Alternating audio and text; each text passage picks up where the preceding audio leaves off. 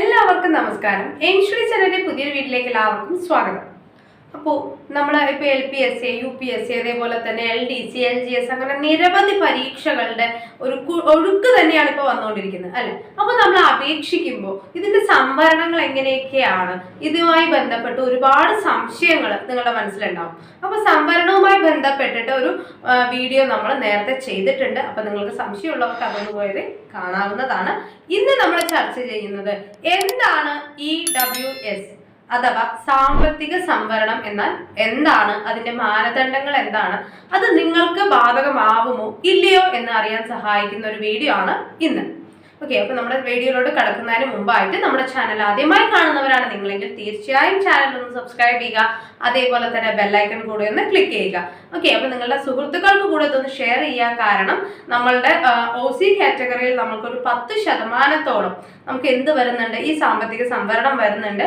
അപ്പോൾ ഈ സാമ്പത്തിക സംവരണത്തോടു കൂടി അപേക്ഷിക്കുന്നവർക്ക് എന്തിനുള്ള സാധ്യത, ഒരു 10% റിസർവേഷൻ കിട്ടാനുള്ള സാധ്യതയുണ്ട്.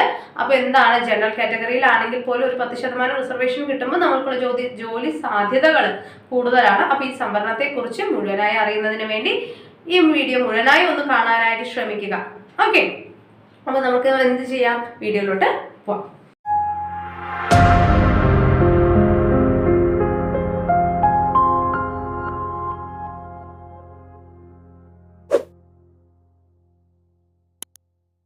അപ്പൊ സാമ്പത്തിക സംവരണം എന്നാൽ എന്താണ് എന്നുള്ളതാണ് ആദ്യം. അതായത് മുന്നോക്ക വിഭാഗങ്ങളിൽ സാമ്പത്തികമായി പിന്നോക്കം നിൽക്കുന്ന ആളുകൾക്കായിട്ട്, അതായത് നമ്മുടെ OC കാറ്റഗറിയിൽ തന്നെ ജനറൽ വിഭാഗത്തിലുള്ള ആളുകൾക്ക്, മറ്റുള്ള റിസർവേഷൻസ് ഒന്നും ബാധകമല്ലാത്ത ആളുകൾക്ക് വേണ്ടിയിട്ട് എന്താണ് ഒരു പ്രത്യേക തരം സംവരണം 2020 ഒക്ടോബർ 23 മുതൽ നിലവിലുണ്ട്. അപ്പോൾ ഈ ഒരു സംവരണം നമുക്കൊരു 10% ഞാൻ പറഞ്ഞു. അപ്പൊ അത് OC കാറ്റഗറിയിൽ നിന്നും 10% എടുക്കുന്നത്. അപ്പൊ നമുക്ക് എന്ത് ചെയ്യാം, ഇതിന്റെ കൂടുതൽ ഡീറ്റെയിൽസ് ഒന്ന് അറിയാം. ഓക്കെ, ഓപ്പൺ കാറ്റഗറി ആണ് കേട്ടോ ഞാൻ ഉദ്ദേശിക്കുന്നത്, OC എന്ന്. അപ്പോൾ എന്താണ് ഈ സാമ്പത്തിക സംവരണം എന്ന് വെച്ച് കഴിഞ്ഞാൽ, മുന്നോക്ക വിഭാഗങ്ങളിലെ സാമ്പത്തികമായി പിന്നോക്കം നിൽക്കുന്ന 10% സംവരണം എപ്പോ മുതലാണ്, 2020 ഒക്ടോബർ 23 മുതൽ നമുക്കിത് നടപ്പിലാക്കിയിട്ടുണ്ട്. അപ്പൊ എന്ന് മുതലായിരിക്കും ഇത് പ്രാബല്യത്തിൽ വന്നിട്ടുണ്ടാവുക? ഒക്ടോബർ 23, 2020 നിലവിലുള്ളതും ഇതിനുശേഷം പുറപ്പെടുവിക്കുന്നതുമായ എല്ലാ വിജ്ഞാപനങ്ങൾക്കും, അപ്പൊ അതാണ് ശ്രദ്ധിക്കേണ്ടത്, 2020 ഒക്ടോബർ 23 ശേഷം അല്ലെങ്കിൽ അപ്പോൾ നിലവിലുള്ളതുമായ എല്ലാ വിജ്ഞാപനങ്ങൾക്കുമാണ് ഈ സാമ്പത്തിക സംവരണം നമുക്ക് അപ്ലിക്കബിൾ ആയി വരുന്നത്. ഓക്കെ, അപ്പോ സാമ്പത്തിക സംവരണം എന്ന് പറയുന്നത് അർഹരായിട്ടുള്ളവര് ആരൊക്കെയാണ് എന്നുള്ളതാണ് അപ്പൊ മനസ്സിലാക്കേണ്ടത് അല്ലെ. നമ്മളൊരു അപേക്ഷ അയക്കുമ്പോൾ നമ്മൾ EWS കാറ്റഗറി ആണെങ്കിൽ, അതായത് എക്കണോമിക്കലി വീക്കർ സെക്ഷൻ, അതാണ് സാമ്പത്തിക സംവരണമുള്ള ആളുകൾ. ഓക്കെ, അപ്പൊ EWS കാറ്റഗറി ആണെങ്കിൽ നമ്മൾ അത് അപേക്ഷിക്കുന്ന സമയത്ത് തന്നെ അത് രജിസ്റ്റർ ചെയ്യണം എന്നുള്ളതാണ്. അല്ലാതെ അപേക്ഷ സമർപ്പിക്കുമ്പോൾ ജനറൽ എന്നുള്ള വിഭാഗത്തിൽ കൊടുത്തിട്ട് അതിനുശേഷം സർട്ടിഫിക്കറ്റ് വെരിഫിക്കേഷന്റെ സമയത്ത് EWS നമുക്ക് വെക്കാനായിട്ട് സാധിക്കില്ല. അപ്പൊ എന്താണ്, അപേക്ഷിക്കുമ്പോൾ തന്നെ ശ്രദ്ധിക്കേണ്ട ഒരു കാര്യമാണ് EWS ആണോ അല്ലയോ എന്നുള്ളത്. ഓക്കെ, അപ്പൊ നിങ്ങൾക്ക് അത് ഇപ്പൊ മനസ്സിലാവണം അല്ലെ, എങ്ങനെയാണ് EWSൽ വരുന്നത്, എന്തൊക്കെയാണ് ഇതിന്റെ മാനദണ്ഡങ്ങൾ അല്ലെ. അപ്പോ ഇതിന്റെ മാനദണ്ഡങ്ങൾ എന്തൊക്കെയാണ്? അപേക്ഷകർ പട്ടികജാതി, പട്ടികവർഗം, മറ്റ് പിന്നോക്ക വിഭാഗങ്ങൾ, അതായത് SC, ST, OBC എന്നീ സംവരണ വിഭാഗത്തിൽ പെടാത്തവർ ആയിരിക്കണം. ഓക്കെ, മറ്റുള്ള റിസർവേഷൻ കാറ്റഗറിയിൽ ഉൾപ്പെടാത്ത, അതാണ് നമ്മൾ ജനറൽ എന്ന വാക്കുകൊണ്ട് ഉദ്ദേശിക്കുന്നത്. അപ്പൊ ജനറൽ കാറ്റഗറിയിലുള്ള ആളുകളായിരിക്കണം. രണ്ടാമത്, സാമ്പത്തിക സംവരണത്തിന് അർഹരായിട്ടുള്ള മറ്റുള്ള കാര്യങ്ങൾ എന്തൊക്കെയാണ്, അല്ലെങ്കിൽ ഏത് കാറ്റഗറി അല്ലെങ്കിൽ എങ്ങനെയുള്ള മാനദണ്ഡങ്ങൾ പൂർത്തീകരിക്കുമ്പോഴാണ് ഒരു കുടുംബത്തെ സാമ്പത്തികമായി സംവരണത്തിൽ ഉള്ള കുടുംബം എന്ന് നമ്മൾ പറയാന്നുള്ളതാണ്. ഓക്കെ, ഒന്നില്ലെങ്കിൽ അപേക്ഷകൻ അല്ലെങ്കിൽ അപേക്ഷക അല്ലെങ്കിൽ അവരുടെ മാതാപിതാക്കൾ, 18 വയസ്സിൽ താഴെ പ്രായമുള്ള സഹോദരൻ സഹോദരി, അപേക്ഷയുടെ പങ്കാളി വൈഫോ ഹസ്ബൻഡോ, 18 വയസ്സിൽ താഴെയുള്ള കുട്ടികൾ, കുടുംബത്തെ ആശ്രയിച്ചു കഴിയുന്ന 18 വയസ്സിന് മുകളിലുള്ളവർ എന്നിവർ എന്ന നിർവചനത്തിൽ ഉൾപ്പെടുന്നു. ഓക്കെ, അപ്പൊ ഈ പറയുന്ന EWS കാറ്റഗറി നമ്മൾ ആർക്കൊക്കെ പ്രയോജനപ്പെടുത്താം എന്നാണ് ചോദിക്കുന്നത്. ഓക്കെ. അപ്പൊ ഈ EWS കാറ്റഗറി എന്ന് പറയുമ്പോൾ നമ്മളിപ്പോ അപേക്ഷിക്കുന്ന ആള് EWS ആണോ അല്ലയോ എന്ന്, അല്ലെ? അപ്പൊ ഒരു ഫാമിലിനെയാണ് നമ്മൾ എന്ത് പറയുന്നത്, EWS കാറ്റഗറിയിൽ ഉൾപ്പെടുത്തുന്നത്. അപ്പൊ ആ ഫാമിലിയിൽ വരുന്ന, അപ്പൊ അതൊരു അപേക്ഷകന്റെ കുടുംബമാവാം, അവരുടെ അച്ഛനമ്മമാർക്ക് കൊടുക്കുമ്പോൾ ആ കാറ്റഗറിയിൽ അപ്ലൈ ചെയ്യാം, അല്ലെങ്കിൽ 18 വയസ്സിൽ താഴെയുള്ള ആളുകൾ, സഹോദരി സഹോദരൻ, അപേക്ഷകർ, അപേക്ഷയുടെ പങ്കാളികൾ, ഹസ്ബൻഡ് EWS ആണെങ്കിൽ വൈഫിന് EWS അപേക്ഷിക്കാം. 18 വയസ്സിൽ താഴെയുള്ള കുട്ടികൾ, ആശ്രയിച്ചു കഴിയുന്ന 18 വയസ്സിന് മുകളിലുള്ളവർ, എല്ലാവരെയും ഈ ഒരു നിർവചനത്തിൽ പെടുത്തുന്നു എന്നുള്ളതാണ്. അപ്പൊ കുട്ടികൾ എന്ന് പറയുമ്പോൾ നിങ്ങൾക്ക് സംശയം ഉണ്ടാവും, ദത്തെടുത്ത കുട്ടികൾക്ക് ഈ ഒരു കാറ്റഗറി അപ്ലിക്കബിൾ ആണോ എന്നുള്ളത്. അപ്പൊ EWS വീക്കർ സെക്ഷനിലുള്ള ഫാമിലി ആണെങ്കിൽ ആ വീട്ടിൽ ദത്തെടുത്ത കുട്ടിക്കും ഈ ഒരു പോസിബിലിറ്റി ഉണ്ട്. ഓക്കെ ആണല്ലോ. അപേക്ഷകന്റെ കുടുംബ വാർഷിക വരുമാനം 4 ലക്ഷം രൂപയോ, അതാണ് ശ്രദ്ധിക്കേണ്ടത്. നമ്മളിപ്പോ പറയുന്ന ആ ഒരു ആനുവൽ ഇൻകം എന്ന് പറയുന്നത് 4 ലക്ഷം രൂപയോ അതിൽ താഴെയോ ആയിട്ടുള്ള ആളുകളെയാണ് നമ്മൾ എന്ത് കണക്കാക്കുന്നത്, EWS കാറ്റഗറി ആയിട്ട് കണക്കാക്കുന്നത്. അല്ലെങ്കിൽ ഇതിലെ നമ്മൾ അവരുടെ ഭൂസ്വത്തിന്റെ അളവ്, ഭൂമി എന്ന് പറയുന്നത് എല്ലാ തരം ഭൂമികളും ഉൾപ്പെടുന്നു. ഇപ്പൊ ഗ്രാമപ്രദേശങ്ങളാണെങ്കിൽ ഇത്ര റേറ്റ് ഉണ്ടാവും, ഇപ്പൊ മുനിസിപ്പാലിറ്റി ആണെങ്കിൽ ഇത്ര ഒരു എമൗണ്ടേ പാടുള്ളൂ എന്നുണ്ട്. ഓക്കെ, ഇത്ര ഏരിയ ഉള്ള ആളുകൾ. അതേപോലെ മുനിസിപ്പൽ കോർപ്പറേഷൻ ആണെങ്കിൽ ഇത്ര ഏരിയ, അങ്ങനെ ഓരോന്നിനും ഒരു ഏരിയ നിശ്ചയിച്ചിട്ടുണ്ട്. അതുകൂടാതെ ഈ മുനിസിപ്പാലിറ്റി, മുനിസിപ്പൽ കോർപ്പറേഷൻ പ്രദേശങ്ങളിൽ പരിധി നിർണയിക്കപ്പെട്ട ഹൗസ് പ്ലോട്ടുകളിൽ നിന്നുള്ള വാർഷിക വരുമാനം, കാർഷിക വരുമാനം, സാമൂഹിക സുരക്ഷാ പെൻഷൻ, കുടുംബ പെൻഷൻ, തൊഴിലില്ലായ്മ, ഉത്സവ ഭത്ത, യാത്രാ ഭത്ത, ഇതൊന്നും എന്തായിട്ട് കണക്കാക്കില്ല, അവരുടെ വരുമാന സ്രോതസ്സുകളായിട്ട് കണക്കാക്കില്ല. ഈ 4 ലക്ഷം എന്ന് നമ്മൾ പറഞ്ഞില്ലേ, 4 lakhs ആണ്. 4 lakhsൽ താഴെ ആയിരിക്കണം ഇവരുടെ ഇൻകം, ആനുവൽ ഇൻകം എന്ന് പറഞ്ഞു അല്ലെ, ഒരു ഫാമിലിയുടെ. അപ്പൊ ഈ ഒരു 4 ലക്ഷം എന്ന് പറയുന്നത് അവരുടെ ഈ പറയുന്ന, അതായത് അവരുടെ ഹൗസ് പ്ലോട്ടുകളിൽ നിന്നുള്ള കാർഷിക വരുമാനം, സാമൂഹിക സുരക്ഷ, കുടുംബ പെൻഷൻ, തൊഴിലില്ലായ്മ, ഉത്സവത്ത, വിരമിക്കൽ ആനുകൂല്യങ്ങൾ, ഇതെല്ലാം ഒഴികെ 4 ലക്ഷത്തിൽ താഴെ എന്നാണ്. ഇതൊന്നും നമ്മൾ കണക്കാക്കില്ല എന്നാണ് പറയുന്നത്. ഓക്കെ. അതുപോലെ അപേക്ഷകന്റെ കുടുംബ ഭൂസ്വത്ത് ഗ്രാമപഞ്ചായത്ത് പ്രദേശങ്ങളിലാണെങ്കിൽ 2.5 ഏക്കറിൽ താഴെയായിരിക്കണം. മുനിസിപ്പൽ പ്രദേശങ്ങളിലാണെങ്കിൽ 75 സെന്റും മുനിസിപ്പൽ കോർപ്പറേഷൻ ആണെങ്കിൽ 50 സെന്റിലും താഴെയാണ് ഇവർക്ക് വരേണ്ടത്. അല്ലാതെ ഇതിൽ കൂടുതൽ ഉണ്ടെങ്കിൽ EWS കാറ്റഗറിയിൽ നമുക്ക് അവരെ ഉൾപ്പെടുത്താൻ സാധിക്കില്ല. ഓക്കെ. ഗ്രാമപഞ്ചായത്ത് പ്രദേശങ്ങളിലും മുനിസിപ്പൽ അല്ലെങ്കിൽ മുനിസിപ്പാലിറ്റി കോർപ്പറേഷൻ പ്രദേശങ്ങളിലുമായി അപേക്ഷകന്റെ കുടുംബത്തിന്റെ ഭൂസ്വത്ത് ഉണ്ടെങ്കിൽ, അതായത് ഇപ്പൊ ഒരു പകുതി സ്ഥലം ഗ്രാമത്തിലായിരിക്കും, പകുതി സ്ഥലം മുനിസിപ്പാലിറ്റി വരുന്ന ആ ഒരു ഏരിയയിൽ വരുന്നതാണെങ്കിൽ, അപ്പൊ എന്താണ്, അതിന്റെ ഒരു കൺസോളിഡേറ്റഡ് ആയിട്ട് ആകെ വിസ്തൃതി 75 സെന്റിൽ താഴെ ആയിരിക്കണം എന്നുള്ളതാണ്. ഓക്കെ. അല്ല, ഇപ്പോ പറയുന്ന മുനിസിപ്പൽ കോർപ്പറേഷനിലാണ് പകുതി ഗ്രാമത്തിനകത്താണ് എന്നുണ്ടെങ്കിൽ അതിലും ഇതേപോലെ തന്നെ നമുക്കൊരു 75 സെന്റിന്റെ ഒരു ഏരിയ കാണാവുന്നതാണ്. അതേപോലെ മുനിസിപ്പൽ പ്രദേശങ്ങളിലും മുനിസിപ്പൽ കോർപ്പറേഷനിലുമാണെങ്കിൽ ഈ 75 സെന്റിന്റെ അധികമാവാൻ പാടില്ല എന്നുള്ളതാണ്. ഓക്കെ. അപ്പൊ നമ്മൾ പകുതി ഇവിടെയാണ്, പകുതി അവിടെയാണെന്ന് വെച്ചിട്ട് 2 കാറ്റഗറിയും കൂടെ കണക്കാക്കില്ല. രണ്ടും സെപ്പറേറ്റ് ചെയ്തൊന്ന് ആഡ് ചെയ്തിട്ട് എന്ത് ചെയ്യുന്നു, ഈ 75 സെന്റ് താഴെയാണോ എന്ന് നോക്കിയിട്ട് മാത്രമേ നമുക്ക് EWS റിസർവേഷൻ കിട്ടുന്നുള്ളൂ എന്നുള്ളതാണ്. ഓക്കെ. ഭൂവിസ്തൃതി കണക്കാക്കാൻ സംസ്ഥാനത്തിനകത്തും പുറത്തുമുള്ള ഭൂമി കണക്കിലെടുക്കും. ശ്രദ്ധിച്ചല്ലോ. ഇപ്പൊ ഒരു പകുതി സ്ഥലം, ഇപ്പൊ നമ്മളെ ഗ്രാമപ്രദേശത്താണ്, മുനിസിപ്പാലിറ്റി റീജിയൻ ആണ് എന്ന് പറഞ്ഞ പോലെ തന്നെ പകുതി കേരളത്തിലും പകുതി തമിഴ്നാട്ടിലും ആണല്ലോ. അപ്പൊ എനിക്ക് കേരളത്തിൽ EWS തന്നൂടെ എന്നുള്ള ചോദ്യത്തിന് അവിടെ പ്രസക്തി ഇല്ല. ഇപ്പൊ കേരളത്തിന് പുറത്തുള്ള ആളുകളാണെങ്കിലും പുറത്ത് സ്ഥലമുള്ള ആളുകളാണെങ്കിലും ഇതെല്ലാം കൂടെ ടോട്ടലി നമ്മൾ നോക്കിയിട്ട് മാത്രമേ EWS കിട്ടുന്നുള്ളൂ. ഓക്കെ. ദെൻ ഭൂമി എന്ന വാക്കുകൊണ്ട് ഞാൻ പറഞ്ഞിരുന്നു, ഭൂമി എന്ന് നമ്മൾ എടുത്തു പറയുമ്പോൾ അത് എല്ലാ തരം ഭൂമികളും വരും. കാർഷിക ഭൂമിയാണെങ്കിലും ഹൗസ് പ്ലോട്ടുകളാണെങ്കിലും അങ്ങനെ എല്ലാ തരം ഭൂമിയും എന്താണ്, ഈ ഭൂമി എന്ന വാക്കുകൊണ്ട് നമുക്ക് അർത്ഥമാക്കുന്നതാണ്. ഇനി പറയുന്നത് കുടുംബത്തിന്റെ ഉടമസ്ഥതയിലുള്ള ആകെ ഹൗസ് പ്ലോട്ടിന്റെ വിസ്തൃതി മുനിസിപ്പൽ പ്രദേശങ്ങളിൽ 20 സെന്റിലും മുനിസിപ്പൽ കോർപ്പറേഷൻ പ്രദേശങ്ങളിൽ 15 സെന്റിലും അധികരിക്കാൻ പാടില്ല എന്നുള്ളതാണ്. കുടുംബത്തിന് ഒന്നിലധികം ഹൗസ് പ്ലോട്ടുകൾ കൈവശമുണ്ടെങ്കിൽ അവയെല്ലാം കൂട്ടിച്ചേർത്തായിരിക്കും പ്ലോട്ടിന്റെ വിസ്തൃതി കണക്കാക്കുക. ഓക്കെ, ഇതൊക്കെ നിങ്ങൾക്ക് ലോജിക്കലി അറിയാവുന്ന കാര്യമാണ്, എങ്കിലും ഒന്ന് നല്ലപോലെ ശ്രദ്ധിക്കുക. ഈ ഒരു കണക്കുകൾക്കാണ് ഇവിടെ ഇമ്പോർട്ടൻസ്. ഓക്കെ, കുടുംബത്തിന്റെ എങ്ങനെയാണ് മുനിസിപ്പൽ പ്രദേശങ്ങളിൽ 25 സെന്റിലും മുനിസിപ്പൽ കോർപ്പറേഷൻ പ്രദേശങ്ങളിലാണെങ്കിൽ 15 സെന്റിലും അധികമായി കഴിഞ്ഞാൽ നമുക്ക് EWS കാറ്റഗറി കിട്ടില്ല എന്നുള്ളതാണ്. ഇപ്പൊ നമ്മൾ 2 പ്രദേശങ്ങളിലായിട്ടാണെങ്കിൽ രണ്ടിന്റെയും കൂടെ ആകെ തുക നോക്കിയിട്ടായിരിക്കും കണക്കാക്കുക. കുടുംബത്തിന്റെ മുനിസിപ്പൽ പ്രദേശങ്ങളിലും മുനിസിപ്പൽ കോർപ്പറേഷൻ പ്രദേശങ്ങളിലും പ്ലോട്ട് ഉണ്ടെങ്കിൽ അവ കൂട്ടിച്ചേർത്ത് കണക്കാക്കിയാൽ വിസ്തൃതി 20 സെന്റിൽ അധികമാകാൻ പാടില്ല. അപ്പൊ ഒന്ന് ഫ്രണ്ടിലുള്ളതൊന്ന് ശ്രദ്ധിക്കേ. എന്താണ്? മുനിസിപ്പൽ പ്രദേശങ്ങളിൽ 20 സെന്റും അതേപോലെ തന്നെ മുനിസിപ്പൽ കോർപ്പറേഷൻ പ്രദേശങ്ങളിലാണെങ്കിൽ 15 സെന്റിനും അധികമാകാൻ പാടില്ല എന്ന് നമ്മൾ വായിച്ചു. ഇപ്പൊ പകുതി മുനിസിപ്പലിലും പകുതി മുനിസിപ്പൽ കോർപ്പറേഷനിലുമാണെങ്കിൽ 20 സെന്റില് എന്താണ് അധികമാവാൻ പാടില്ല എന്നുള്ളതാണ്. ഓക്കെ ആണല്ലോ. അന്ത്യോദയ അന്ന യോജന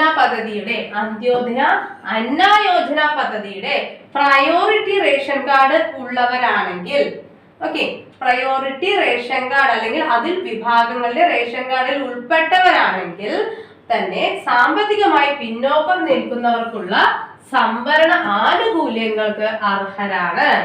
ഓക്കെ, അന്ത്യോദയ അന്ന യോജന പദ്ധതിയിൽ അംഗമാണെങ്കിൽ അതിലേക്കായി ഈ വിഭാഗത്തിലുള്ള അപേക്ഷകർ ഇവർക്കായി നൽകിയിട്ടുള്ള റേഷൻ കാർഡിൽ ഉൾപ്പെട്ടിട്ടുണ്ട് എന്നതിന്റെ നിശ്ചിത മാതൃകയിലുള്ള, നമ്മളിപ്പോ EWS ആണ് എന്ന് തെളിയിക്കാനുള്ള ഒരു സർട്ടിഫിക്കറ്റ് വെരിഫിക്കേഷൻ സമയത്ത് സബ്മിറ്റ് ചെയ്യണം അല്ലെ. അപ്പൊ അന്ത്യോദയ അന്ന യോജന റേഷൻ കാർഡിന്റെ എന്ത് കൂടെ സബ്മിറ്റ് ചെയ്യണം? വില്ലേജ് ഓഫീസറിൽ നിന്നും വാങ്ങിയ സർട്ടിഫിക്കറ്റ് കൂടെ ആ സമയത്ത് ഹാജരാക്കണം എന്നുള്ളതാണ്. ഓക്കെ ആണല്ലോ. അടുത്തത് ഇൻകം ആൻഡ് അസറ്റ് സർട്ടിഫിക്കറ്റ്. നമ്മുടെ ഇൻകം സർട്ടിഫിക്കറ്റ് സബ്മിറ്റ് ചെയ്യുന്ന സമയത്ത് വർഷത്തിന് തൊട്ട് മുമ്പുള്ള, അതായത് ഇപ്പൊ നമ്മൾ ഈ വർഷം സബ്മിറ്റ് ചെയ്യുന്നുണ്ടെങ്കിൽ അതിന് തൊട്ട് മുൻപുള്ള സാമ്പത്തിക വർഷത്തെ വരുമാനമാണ് അടിസ്ഥാനമാക്കുന്നത്. EWSന് നമ്മൾ എന്ത് ചെയ്യുന്നു? ഇപ്പൊ ഈ 2024 23 വർഷമാണ് കഴിഞ്ഞു പോയത് അല്ലെ. അപ്പൊ തൊട്ട് മുമ്പുള്ള വർഷത്തിന്റെ സാമ്പത്തിക വരുമാനമാണ് അവിടെ കണക്കാക്കുന്നത് എന്നതാണ്. കുടുംബത്തിന്റെ ഉടമസ്ഥതയിലുള്ള വസ്തുക്കളുടെ വിശദാംശങ്ങൾ നിശ്ചിത അപേക്ഷാ ഫോമിൽ സത്യവാങ്മൂലമായി സമർപ്പിക്കണം അല്ലെ. നമ്മൾ വില്ലേജ് ഓഫീസറുടെ കയ്യിലാണ് സർട്ടിഫിക്കറ്റ് വാങ്ങുന്നത്. അപ്പൊ അവിടെ തന്നിരിക്കുന്ന പ്രസ്തുത ഫോറത്തില് ആ ഫാമിലിയിലുള്ള ആളുകളുടെ ഇൻകത്തെ കുറിച്ചും കയ്യിലുള്ള ഭൂമിയുടെയും മറ്റുള്ള കണക്കുകളും അവരുടെ വരുമാന സ്രോതസ്സുകളെ കുറിച്ചും ഉള്ളൊരു സത്യവാങ്മൂലം കൂടെ നമ്മൾ സമർപ്പിച്ചാൽ മാത്രമേ നമുക്ക് EWSന്റെ സർട്ടിഫിക്കറ്റ് അവിടെ കിട്ടുന്നുള്ളൂ. ഓക്കെ, അപേക്ഷയുടെ അടിസ്ഥാനത്തിൽ നിശ്ചിത മാതൃകയിലുള്ള ഇൻകം ആൻഡ് അസറ്റ് സർട്ടിഫിക്കറ്റ് കൃത്യമായ ആ വില്ലേജ് ഓഫീസർമാരുടെ കയ്യിൽ നിന്നുമാണ് നമ്മൾ വാങ്ങേണ്ടി വരുന്നത്. സർട്ടിഫിക്കറ്റ് അനുവദിച്ചതിൽ ആക്ഷേപമുണ്ടെങ്കിൽ ബന്ധപ്പെട്ട തഹസിൽദാർക്ക് അപ്പീൽ നൽകാവുന്നതാണ്. ഇപ്പൊ നമ്മൾക്ക് തരുന്നത് വില്ലേജ് ഓഫീസർ ആണ്. അപ്പൊ നമുക്ക് എന്താണ്, അവർ തന്നില്ല അല്ലെങ്കിൽ നമ്മളതിന് അർഹരാണെങ്കിലും നമ്മൾക്ക് വേണ്ട പരിഗണന അവിടുന്ന് ലഭിച്ചില്ല എന്നുണ്ടെങ്കിൽ തീർച്ചയായും തഹസിൽദാർമാർക്ക് അപ്പീൽ നൽകാവുന്നതാണ്. ഓക്കെ, പുനഃപരിശോധന ആവശ്യമായി വന്നാൽ ബന്ധപ്പെട്ട റവന്യൂ ഡിവിഷൻ ഓഫീസർക്ക്, അതായത് RDOക്ക്, ഓക്കെ, നമുക്ക് RDOക്ക് എന്ത് ചെയ്യാം? ഒരു അപേക്ഷ നൽകാം. ഓക്കെ ആണല്ലോ. സാമ്പത്തിക സംവരണം പ്രൊഫൈലില് എങ്ങനെയാണ് സാമ്പത്തിക സംവരണം പ്രൊഫൈലിൽ നമ്മൾ അപ്ലോഡ് ചെയ്യുക? ഈ പറയുന്ന മാനദണ്ഡങ്ങൾ എല്ലാം തന്നെ നമ്മൾക്കത് അപ്ലിക്കബിൾ ആണെങ്കിൽ തീർച്ചയായും നമ്മൾക്ക് ഈ 10% EWS സംവരണത്തിനായിട്ട് നമ്മൾ എന്ത് ചെയ്യാം? പരീക്ഷ അപേക്ഷിക്കുമ്പോൾ തന്നെ EWS കാറ്റഗറി ആണെന്നുള്ളത് കൊടുക്കാം. അപ്പൊ EWS കാറ്റഗറി ആണ് എന്നുള്ളത് നമ്മൾ കൊടുക്കുമ്പോൾ എങ്ങനെയാണ് അത് പ്രൊഫൈലിൽ നൽകേണ്ടത് എന്നുള്ളതാണ് പറയുന്നത്. ഓക്കെ, നമ്മൾ അതിനു മുൻപ് നമ്മുടെ LPSA, UPSA അതേപോലെ തന്നെ LDC, CAT, HSST, computer science എന്നിവയുടെ പുതിയ ബാച്ചുകൾ നമ്മുടെ എയിം സ്റ്റഡി സെന്ററിൽ ആരംഭിച്ചിട്ടുണ്ട്.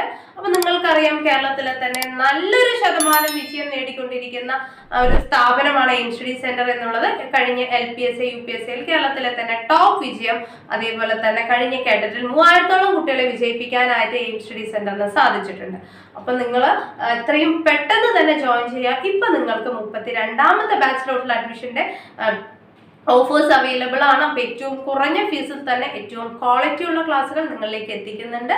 എത്രയും പെട്ടെന്ന് തന്നെ ജോയിൻ ചെയ്യാം. നമ്മൾക്ക് എത്രയും പെട്ടെന്ന് പഠിച്ചു തുടങ്ങാം, നല്ലൊരു റാങ്കിലോട്ട് എത്താം. നമ്മുടെ വിജയത്തെ ഉറപ്പിക്കുന്നതാവണം നമ്മുടെ പഠനം എന്നുള്ളത്. ഓക്കെ, അപ്പൊ നമുക്ക് എന്ത് ചെയ്യാം, സാമ്പത്തിക സംവരണം പ്രൊഫൈലിൽ എങ്ങനെയാണ് ആഡ് ചെയ്യാൻ നോക്കാം. നമ്മുടെ പ്രൊഫൈലിൽ നമ്മൾ എന്ത് ചെയ്യുന്നു, ലോഗിൻ ചെയ്യുന്നു. ലോഗിൻ ചെയ്ത ശേഷം ഹോം സ്ക്രീനിൽ കാണുന്ന EWS എക്കണോമിക്കലി വീക്കർ സെക്ഷൻ എന്ന ബട്ടണിൽ ക്ലിക്ക് ചെയ്യുന്നു. ഓക്കെ, ലോഗിൻ ചെയ്ത ശേഷം EWS എന്നതിൽ ക്ലിക്ക് ചെയ്യുന്നു. അപ്പൊ അതിനകത്ത് എന്ത് ചോദിച്ചിട്ടുണ്ടാവും, do you belong to economically weaker section എന്ന ചോദ്യം ചോദിച്ചിട്ടുണ്ടാവും. അതിൽ യെസ് എന്ന് തിരഞ്ഞെടുക്കുക. അതിനുശേഷം ഡിക്റ്റേഷൻ ബോക്സിൽ സേവ് എന്ന ബട്ടൺ കൂടെ അമർത്തി കഴിഞ്ഞാൽ നമ്മളത് ആഡ് ചെയ്ത് കഴിഞ്ഞു എന്നുള്ളതാണ്. ഓക്കെ, അപ്പൊ എത്രയും പെട്ടെന്ന് തന്നെ നിങ്ങൾ ഈ സെക്ഷനിൽ വരുന്നവരാണെങ്കിൽ അപേക്ഷയിൽ അത് കൂടെ ഒന്ന് ഉൾക്കൊള്ളിക്കാൻ ശ്രമിക്കുക. കാരണം നമുക്കൊരു 10% റിസർവേഷൻ വരുന്നുണ്ട്. ഓക്കെ, ഇനി സാമ്പത്തിക സംവരണവുമായി ഞങ്ങളോട് ചോദിച്ച ചില ചോദ്യങ്ങളുണ്ട് അല്ലെ. നമ്മുടെ കുട്ടികൾ ഇങ്ങനെ വിളിക്കുമ്പോൾ ചോദിക്കും, ഞാൻ EWS കാറ്റഗറി ആണ്, അപ്പൊ എനിക്ക് ഇങ്ങനെ പറ്റുമോ അല്ലെ, എനിക്ക് സംവരണം ഞാൻ ഇപ്പൊ നൽകി കഴിഞ്ഞാൽ പരീക്ഷയുടെ ആ സമയത്ത് ഞാൻ ഇനി ഇൻഎലിജിബിൾ ആവോ, ഇപ്പൊ ആ സമയത്ത് സർട്ടിഫിക്കറ്റ് കിട്ടിയില്ലെങ്കിൽ എന്നൊക്കെ 1-2 കുട്ടികളെ വിളിച്ച് ചോദിച്ചിട്ടുണ്ട്. അതേപോലെ തന്നെ ഇതുമായി ബന്ധപ്പെട്ട് നമ്മൾക്ക് വന്നിട്ടുള്ള ചില സംശയങ്ങൾ, അപ്പൊ നിങ്ങൾക്കും ആ സംശയങ്ങളൊക്കെ ഉണ്ടാവും. അപ്പൊ അതിന്റെ ഡീറ്റെയിൽസ് ഒന്ന് നമുക്കത് എന്തൊക്കെയാണ് സംശയങ്ങൾ, അവരുടെ മറുപടികൾ കൂടെ ഞാനിന്ന് ഈ ഒരു വീഡിയോയിലൂടെ നമുക്ക് പറയാം. ഓക്കെ, സാമ്പത്തിക സംവരണത്തിന് അർഹരായവർക്ക് വേണ്ടി മെയിൻ ലിസ്റ്റിനൊപ്പം സപ്ലിമെന്ററി ലിസ്റ്റ് കൂടെ പ്രസിദ്ധീകരിക്കുമോ എന്ന് 1-2 പേര് ചോദിച്ചിരുന്നു. അപ്പോൾ നമ്മുടെ OBC കാറ്റഗറിക്ക്, SC ST വിഭാഗങ്ങൾക്ക്, അതേപോലെ ഓരോ കാസ്റ്റിനുമുള്ള റിസർവേഷൻ പോലെ തന്നെ EWSന് ഒരു 10% സംവരണം നമുക്ക് ബാധകമാണ്. അതായത് OC കാറ്റഗറിയിൽ ഉള്ള 50% നിന്നും ആണ് നമ്മൾ എന്ത് വരുന്നത്, ഈ 10% വരുന്നത്. ഓക്കെ ആണല്ലോ. അടുത്ത വന്നിട്ടുള്ള ഒരു ചോദ്യമായിരുന്നു, മറ്റു സംവരണ വിഭാഗങ്ങളിലുള്ളവർക്ക് ഉയർന്ന പ്രായപരിധി ലഭിക്കുന്നതിന് ഇളവ് സാമ്പത്തിക സംവരണത്തിന് അർഹതയുള്ളവർക്ക് ലഭിക്കുമോ എന്നുള്ളത്.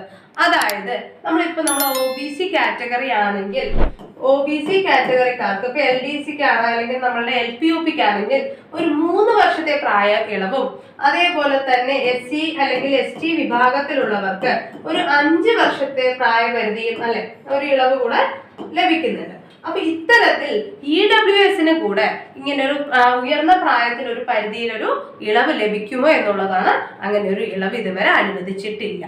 ഓക്കെ, അടുത്ത ചോദ്യം, LD ക്ലർക്ക് വിജ്ഞാപന പ്രകാരം കഴിഞ്ഞ ഓഗസ്റ്റിൽ തയ്യാറാക്കിയ റാങ്ക് ലിസ്റ്റിൽ ഉൾപ്പെടുന്നവർക്ക് സാമ്പത്തിക സംവരണം ലഭിക്കുമോ എന്നുള്ളതാണ്.